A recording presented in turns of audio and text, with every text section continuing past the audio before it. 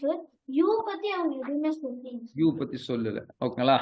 So நம்ம முதல்ல solve பண்ண முடியுங்களா? சிலதெல்லாம் வந்து நீங்க என்ன லாஜிக்கலா போடலாம் அப்படின்னு சொல்லிட்டு கொஞ்சம் யோசிச்சு போடலாம்.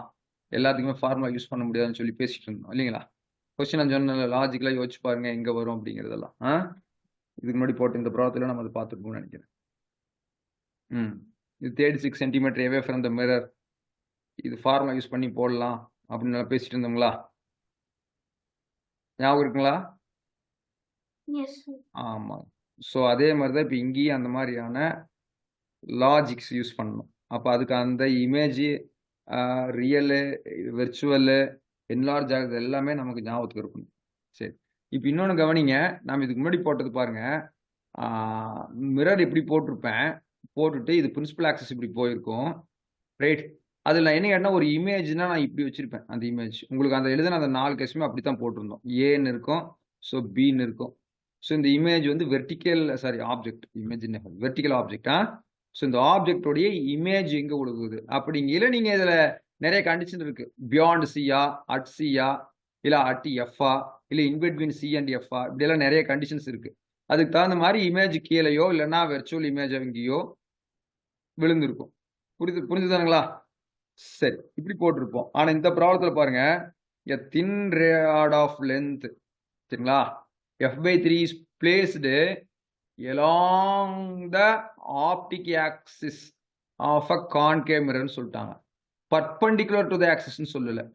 அவங்க along the optic principal axis. So அப்போ இப்போ ராட் வந்து எனக்கு என்ன கேட்டீங்கன்னா, இப்போ வெர்டிக்கலா நிறுத்தாம அவங்க என்ன பண்ணி போட்டாங்க, பேரலா வச்சிருக்காங்க. ஸோ இது இப்படி இருக்குன்னு சொன்னா, இது வந்து இதனுடைய பிரின்சிபல் ஆக்சிஸ் இப்படி போகுதுன்னு சொன்னா, அவங்க ஒரு ராடை வந்து மென்ஷன் பண்றாங்க. ராடை வந்து வச்சிருக்காங்க. Okay, right. ஸோ ராட் எங்கேன்னு எனக்கு தெரியல, நான் ஃபிக்ஸ் பண்றேன். அதுக்கப்புறம் அதை நான் ஃபிக்ஸ் பண்ணுவேன் எங்க. ரைட். இந்த ராடோடைய லென்த் வந்து எனக்கு கொடுத்தாங்க. மேபி இது கீழே போட்டிருக்கேன், இது மேலே கூட போட்டுக்கலாம். No problem. அதான் லைனு கீழே வர மாதிரி போட்டிருக்கேன், நீங்க மேலே கூட போட்டுக்கலாம் லைனுக்கு. சரிங்களா? அது பார்த்தா தெரியும் என்ன அப்படிங்கிறது. சரி, இப்போ இதனுடைய லென்த் என்கிட்ட சொல்லிட்டாங்க. அந்த இதோடைய லென்த் சொல்லிட்டாங்க. எவ்வளவு அதோட லென்த்? இந்த ராடுல தின் ராடு இருக்கு இல்லைங்களா,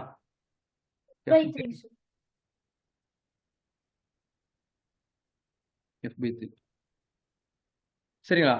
சரி, f/3. a thin rod of length f/3 placed along the axis. அது மட்டும் தெரியுது. of focal length f. இந்த மிரருடைய focal length எனக்கு என்ன சொல்றாங்க, f ன்னு இருக்கு. ரைட்.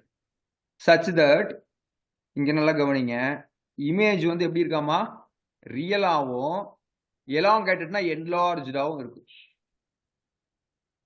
அப்ப ரியலா இருக்குது, எலாங்கேட்டடா இருக்குதுன்னா எந்த இடத்துல இருந்திருக்கும் அந்த ஆப்ஜெக்ட்? அப்போ போய் அந்த கேசஸ் 4 கேசஸ் நான் பார்த்தோம் இல்லைங்களா, அது நமக்கு ஞாபகத்துக்கு வரணும். நோட்ல எழுதிருக்கீங்களா? Between C and F. ஆமாங்க. So between C and F நமக்கு என்லார்ஜா கிடைக்கும்.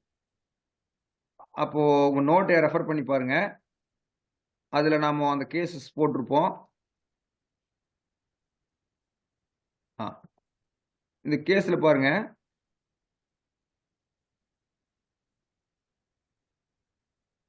பியாண்ட் சீனா எனக்கு என்லார்ஜ் ஆகாம இமேஜ் வந்து ரெடியூஸ் ஆகுது.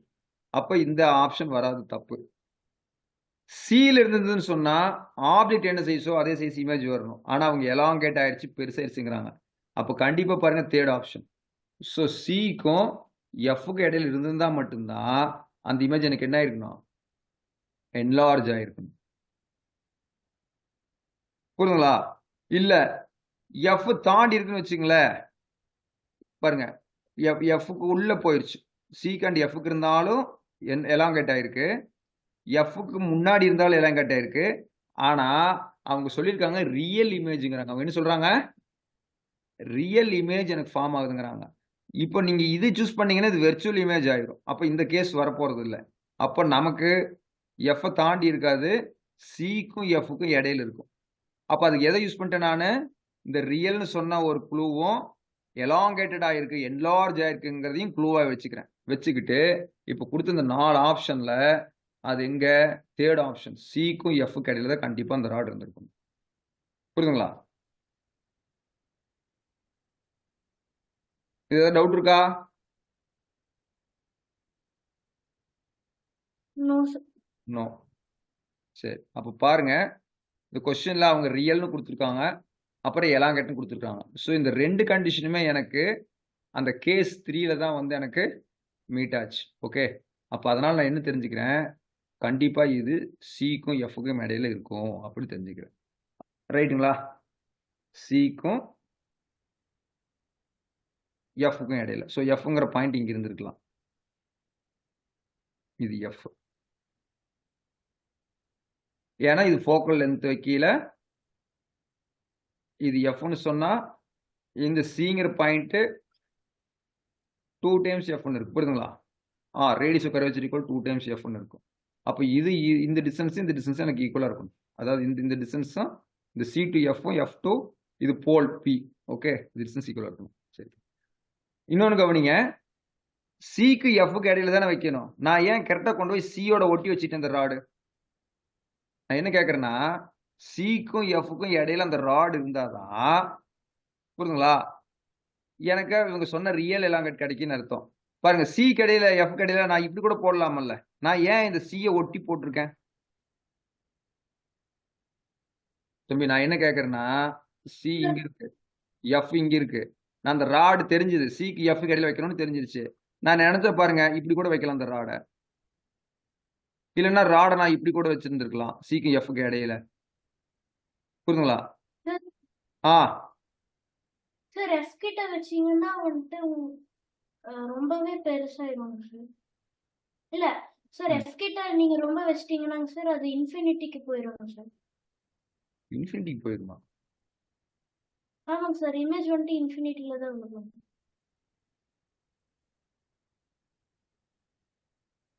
மேடம் நீங்க வெர்டிக்கல் இதுல இருந்து ரே எல்லாம் நான் போகல, இந்த டூல் மட்டும் நான் வைக்கிறேன். எங்கேன்னு சொல்லி பாக்குறேன் நான்.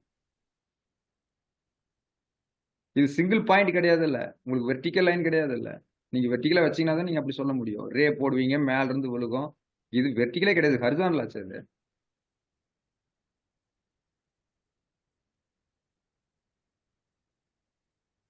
நான் என்ன கேட்கறேன்னா, சிக்கு எஃப்க்கு தானே சொன்னேன் இடையில இருக்குதுன்னா, அந்த ராடை நான் மேபி ரெண்டுக்கு இடையில இப்படி போட்டிருக்கலாம். இல்லைன்னா சி எஃப்பும் போடையில இந்த எஃப்ஐ ஒட்டி வர்ற மாதிரி போட்டிருக்கலாம். ஆனா நான் அப்படி போடாம இந்த சிஐ எஃப் வச்சுக்கிட்டு இந்த ராடை சியை ஒட்டி போட்டிருக்கேன். இப்படித்தான் வருது. நான் எப்படி போட்டேன், எப்படி போடலாம்? சிக்கு எஃப்க்கு இடையில ரைட்டு, அது இப்பத்தின பாசிபிலிட்டி இருக்கு. அதுல எப்படி இதை சூஸ் பண்ணேன்னா, இங்க சொல்லியிருக்காங்க பாருங்க, அதாவது எலாங்கேட்டட் இந்த இமேஜ் வந்து ஜஸ்ட் டச்சஸ் த ராட் அப்படிங்கிறாங்க. ஓகே, இது மூலமா இந்த ராடு, இது ஆப்ஜெக்ட், இந்த ராடு இங்க இருக்கு, இது ஆப்ஜெக்ட். புரியுதுங்களா? இந்த ஆப்ஜெக்டோட இமேஜ் எனக்கு ஒன்று உழுகுது. உழுகியில அந்த இமேஜும் இந்த ஆப்ஜெக்டும் கான்டாக்ட்ல டச் பண்ற மாதிரி இருக்குதுங்கிறாங்க. அப்ப டச் பண்ற மாதிரி இருக்குதுன்னு என்ன அர்த்தம் எனக்கு?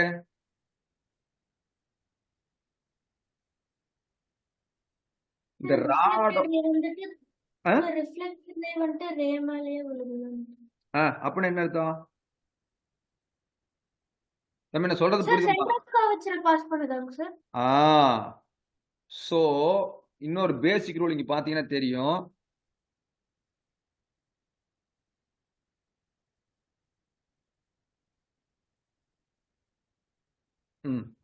சோ இதுல பாருங்க, எப்போ சென்டர் ஆஃப் கர்வேச்சர் வழியா ஒரு பாயிண்ட் இருக்கோ, சென்டர் ஆஃப் கர்வேச்சர் மேல ஒரு பாயிண்ட் இருந்ததுன்னா அப்ப மட்டும்தான் அதனுடைய இமேஜுமே அதே பாயிண்ட்ல விழுகும். அப்போ ஆப்ஜெக்டுடைய எண்டுமே இமேஜுடைய எண்டுமே கான்டாக்ட்ல இருக்குதுன்னு சொன்னா அது எந்த பாயிண்ட்ல மட்டும்தான் நடக்கும்? சென்டர் ஆஃப் கர்வேச்சர்ல வந்து அந்த பாயிண்ட் இருந்தா மட்டும்தான் நடக்கும்.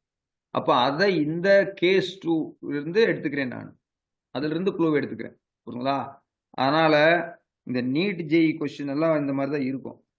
சிம்பிளா வந்து அந்த ஃபார்முலா 1/v + 1/u = 1/f எழுதி சால்வ் பண்ணிட முடியாது. சரிங்களா? ரைட். அப்போ இப்போ அடுத்தது நான் வர்றேன், போய் பார்க்குறேன். நான் இப்போ இதுக்குள்ள போயிட்டு இப்போ கேஸ் 2 அப்படிங்கறத எடுத்துக்கிறேன். எடுத்துக்கிட்டு அவங்க என்ன சொல்லியிருக்காங்கன்னு நீங்க கொஸ்டின் ஒரு நல்லா ரீட் பண்ணுங்க. அவங்க என்ன சொல்லிட்டாங்கன்னா ஜஸ்ட் டச்சஸ் த ராட் அப்படிங்கிறாங்க. அப்போ இதுல இருந்து இந்த ஆப்ஜெக்ட்டுக்கு உண்டான இமேஜ் ப்ரொடியூஸ் ஆகல அவங்களே சொல்லிட்டாங்கல்ல ரியல் இன்வெர்டட்னு எல்லாமே தெரியுது. அப்ப நான் அதுல இருந்து போடுறேன். போட்டு நான் என்ன பண்றேன், அது டச் பண்ணுதுங்கிறாங்க.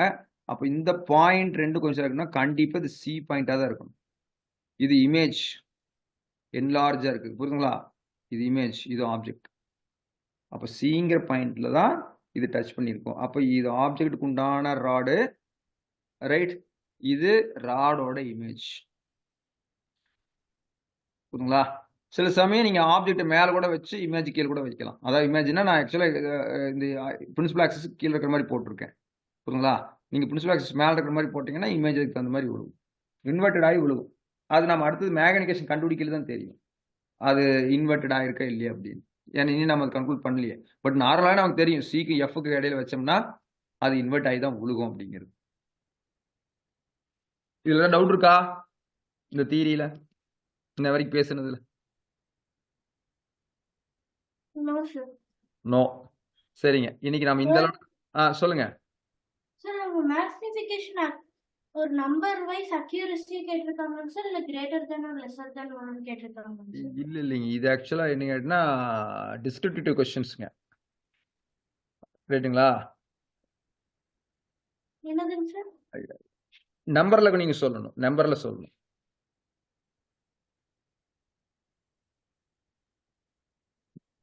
ஓகே, வேற ஏதாவது டவுட் இருக்குதுங்களா?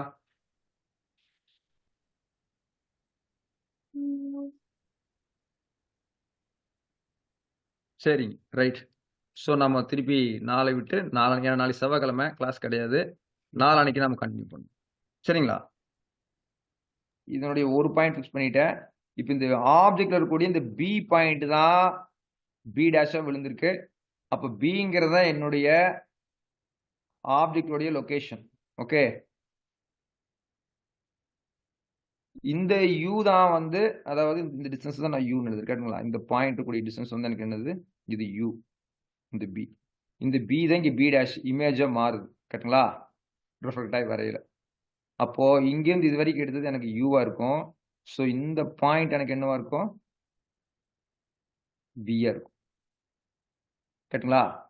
அப்போ இந்த விங்கிற பாயிண்ட்டை முதல்ல கண்டுபிடிக்கணும். வி தெரியணும். அப்புறம் அதுக்குள்ள நம்ம இந்த எப்பவும் போல 1/v plus 1/u equal to 1/f போடணும். அப்ப இதுக்குள்ள போறதுக்கு முன்னாடி எனக்கு u ஓட வேல்யூ எனக்கு என்னன்னு தெரியும். What is the value of u?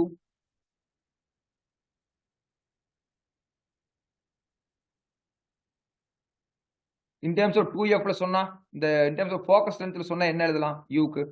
u ஓட டிஸ்டன்ஸ், அதாவது b, bங்கிற 2f sir. 2f ஆ? 2f, 2fங்கிறது இங்க இருக்குதுங்க. ஏங்கிற பாயிண்ட் தான் 2f ல இருக்குது. bங்கிற பாயிண்ட் எங்க இருக்குது, இங்க இருந்து எடுத்தா? Sir 1.5 sir. 1.5 1.5 இருக்கு bங்கிற பாயிண்ட். Yes sir.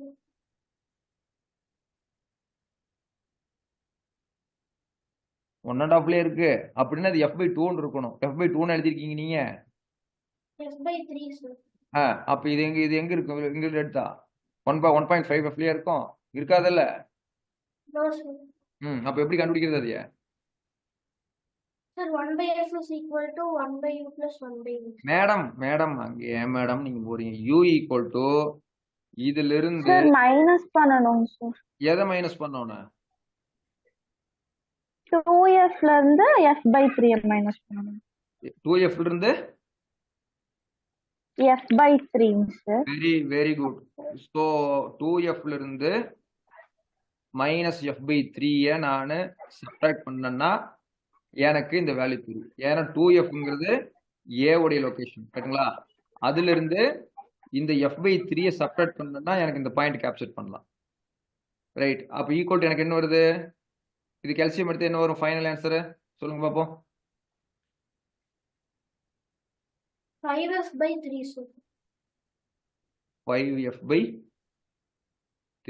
அப்போ என்ன பண்ணலாம், 1 by v equal to இது u வந்து லெஃப்ட்ல இருக்கனால மைனஸ் சைன் கன்வென்ஷன் பிரகாரம் என்னலாம் மைனஸ் 5f by 3 போட்டுடலாமா equal to minus 1 by f எழுதிடலாமா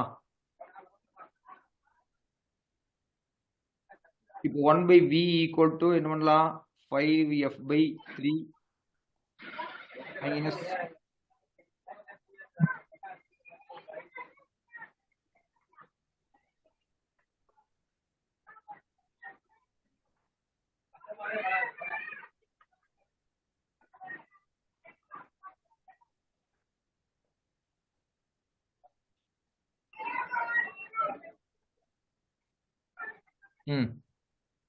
u போடையில u ஓட வேல்யூ 5 by 3 அப்ப மேல ஒரு 1 by 3 வந்திருக்கு நம்ம இப்படி தான் எழுதணும்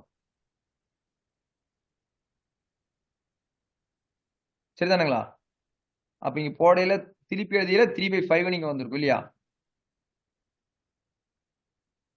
நீங்க 1 by f போடாம இருக்கும் இதுல ஏதாவது டவுட் இருக்கா ஆக்சுவலா u வந்து 5f by 3 அப்போ 1 by u போட்டீங்கன்னா 1 by 5 by 3 அப்ப இது போச்சுன்னா எனக்கு என்ன ஆயிரும் 3 divided by 5f ன்னு வந்திருக்கும் மைனஸ் 1 by f அப்ப இது சால்வ் பண்ணி சொல்லுங்க பார்க்கலாம் 1 by 5f square answer madam நான் எப்பவுமே உங்கள்ட்ட ஃபைனல் ஆன்சர் கேட்கிறேன் நீங்க ஒரு ஸ்டெப் ஏன் முன்னாடி வந்து அதோட நிறுத்தி Sir. சொல்லுங்க Sir, sir, சொல்லுங்க 2 by 5f square. Sir, 2 by 5f, sir. Sir, 5f by 2, sir. Minus 5f by 2. Sir, yes, sir, yes, sir, yes, sir. வீக்கா 1 by வீக்கா Weaken, sir. வீக் வந்து என்ன சொல்றீங்க minus 5f by 2. Very good so அப்போ வியோட distance வந்து பார்த்தீங்கன்னா இந்த லொக்கேஷன்ல இருந்து எங்க இருக்கு 5f by 2ன்னு இருக்கு சரிதானுங்களா இந்த மைனஸ் வந்து சைன் கன்வென்ஷனுக்காக யூஸ் பண்ணியிருக்கோம் இல்லைங்களா லெஃப்ட் சைடு இருக்கு இல்லைங்களா நெகட்டிவ் சைன் வந்திருக்கு ஸோ அப்போ 5f by 2 போட்டுக்கிறேன் போட்டுட்டு பாருங்க எனக்கு இதோட இமேஜ் லென்த் வேணும்னா பாருங்க இது டோட்டலா இங்கிருந்து இது வரைக்கும் சரிங்களா சரி இதுல இருந்து நம்ம என்ன பண்றோம் இப்போ இந்த 2f கழிக்கணும் அப்போ 5f by 2ல 2f போனா அதோட டிஸ்டன்ஸ் என்ன வரும் இதோட லென்த்